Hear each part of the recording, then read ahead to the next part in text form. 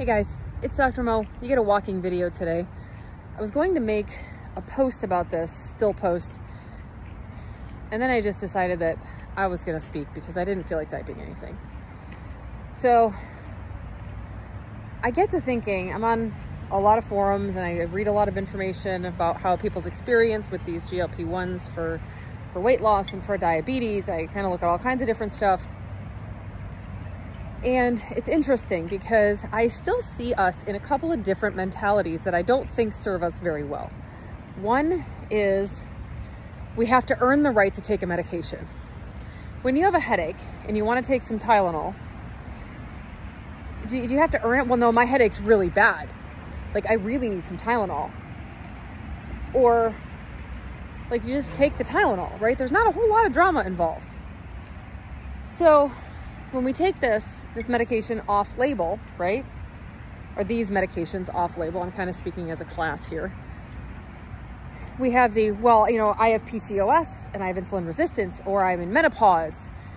Therefore, and what the unspoken words are, therefore, I deserve this medication.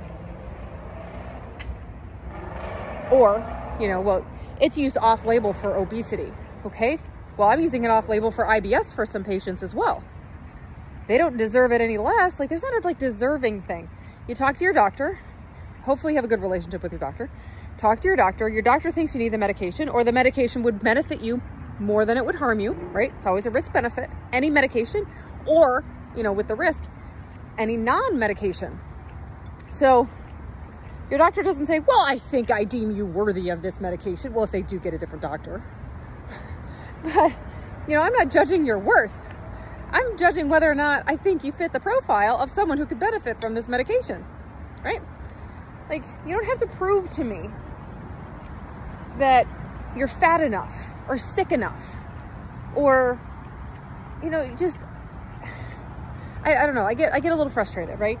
The insurance companies sometimes cover Wegovy if you have a BMI of 30 or BMI of 27 with a related condition. So the insurance companies say, yes, you are worthy of taking this medication. I'm sorry if your BMI is 28 and you think about food all the time, enough so it harms your relationships. We don't care, okay? Well, your insurance company is allowed to say it doesn't care. I'm not allowing myself to say it, I don't care. I listen to you as a patient. You don't need to prove to me that you've got this, that, and the other thing, and you're not more worthy than somebody else, right? Like, are my IBS patients less worthy? Okay, so I've got an IBS patient at a normal weight, right? Well, this is for chronic weight management anyway, but anyhow, that's another story. Is she more worthy of taking, or less worthy of taking the medication than an obese patient? What about the obese patient who's no longer obese? We've got a lot of doctors who are saying, well, you're at your normal weight, so stop. Well, okay. But that's not how this works. Okay, and the second thing is that, I'm on a soapbox today, apparently.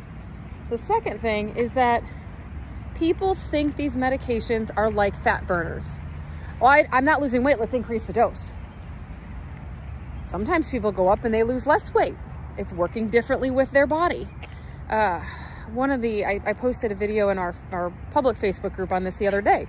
These aren't, and it wasn't me who said it, but it was a great TikTok video. And they're not fat burners. It's not like if I take one pill of speed, my heart rate goes to 120. If I take two, it goes to 160. That's not how these work, right? It's not a dose, it's not a linear dose dependent relationship. And it also changes the way we do things. And we've got to learn to work with the medication. It's like working with your doctor, right? We all work together. It's all of us. If you're one of my patients, you have a care team of me, my nurse practitioner, Neil, my practice manager, Ashley, and our patient liaison and pharmacy manager, Hannah. So that way you have everybody working together. That's what we do. You've got a lot of different people on your case. We work together. We teach you how to work with the medication to get the best results we can. Some people listen to us, some don't. It's kind of like real life, you know, because we're telehealth, so people don't think we're real. Real. Hi. Today it's coconut mango kombucha. But yeah, I'm real. I've always been real. I've been real since day one, because I don't know how to be anything but. So I'll tell you what I think. This is not medical advice. There's my disclaimer. This is not medical advice. This is my experience as both a doctor and a patient on a GLP-1 receptor agonist medication. I'm also, if you are my patient, I'm not giving you medical advice here. We don't do medical advice here. We do medical advice in a HIPAA compliant space. Not on the interwebs. Don't get your medical advice from the interwebs. Get some information. Lots of good information out there. Get some information, gather it, and then make your informed decision. Go to your doctor and say, hey, listen, I heard this. What do you think about this? And talk about it. I love that. I love when my patients do that. I think it's fantastic. Anyhow, so those are my two things, my two misconceptions for the day. One, that you've got to earn the right to do a treatment. You know, I'm not saying I'm going to give, I'm going to recommend like a cancer treatment for somebody that doesn't have cancer. But if you're using, say, I'm not even going to get into specific drug names. If you're using a drug for weight loss that was approved for something else, and I'm not even talking the GLP-1 class, I'm talking the other weight loss medications, or you're using metformin for longevity, maybe something like that, do you have to prove to me, because it's a prescription medication, that you earn the right to take it? Well, no. Is the risk greater than the benefit? I don't know. Some people don't handle the drug very well. But the risk as far as like cardiac toxicity or organ toxicity, like we take that into account, right? I take creatine every day for dementia prevention and preservation of muscle mass with strength training. And you know, when I look at that, what are the risks and benefits? Well, creatine's got a really nice safety profile, so I don't really worry about it. I'm not going to get into that. That was going to be a fourth conversation. So, but those are supplements, right? How many of you go to Amazon and you get supplements and you just take them and you don't think, oh, am I worthy of taking this? Is this a good idea? No, I think I might feel better on it. Let's try it. Okay. Like there's not this much drama, right? But you know, it's not in the media. Creatine butt, creatine face.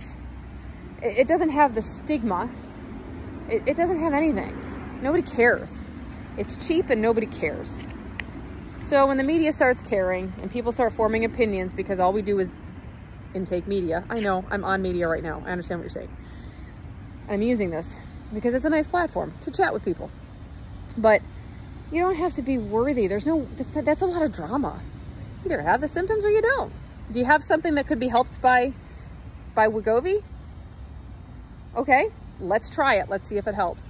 You have a crap ton of food noise enough so it's killing your relationships and making you feel really down about yourself? All right, let's see if we can do this. You know, because for me personally, my weight has been stable within the like 5 pounds or so since I think January. I don't know. I don't really pay much attention anymore because it's there and I just do my thing. I work on diet quality and things like that. But now it's a mental health thing, right? Because, and like I've said a million times, that the food noise in my head was debilitating and I don't have it anymore. So I'm grateful. When I go off the medication, I have it. So, you know, if I have a schizophrenic who hears voices, not that kind of food noise. My broccoli doesn't talk to me. When I have schizophrenic who says, oh my God, the voices go away when I'm on medication. What do we say? Well, I think you should probably stay on the medication. If you're able to function better in society and be more productive, I think you should probably stay on the medication. Well, that's kind of how I feel. So I'm going to stay on the medication. It's kind of simple. Risk benefit profile is pretty good, you know? And then that second part of it's not a fat burner. I've had almost no attenuation. My side effects have gotten a little less. My side effects being some nausea and constipation. But I'm prone to constipation anyway. TMI on the interwebs. But it's gotten a little bit better. But it's to be expected with a medication that slows down your guts, right? I would think we would have that kind of common sense. So the side effects have gotten better. Food noise gets worse, gets real bad if, guess what? I eat garbage. So I still got to do the work, you know, I still do the mental work. I still do other program work. I do other things. I do a lot of other things to keep my brain where it needs to be. Okay. All right. I'm done. I'm hopping off my soapbox. Ready? I'm off. All right. We'll chat soon.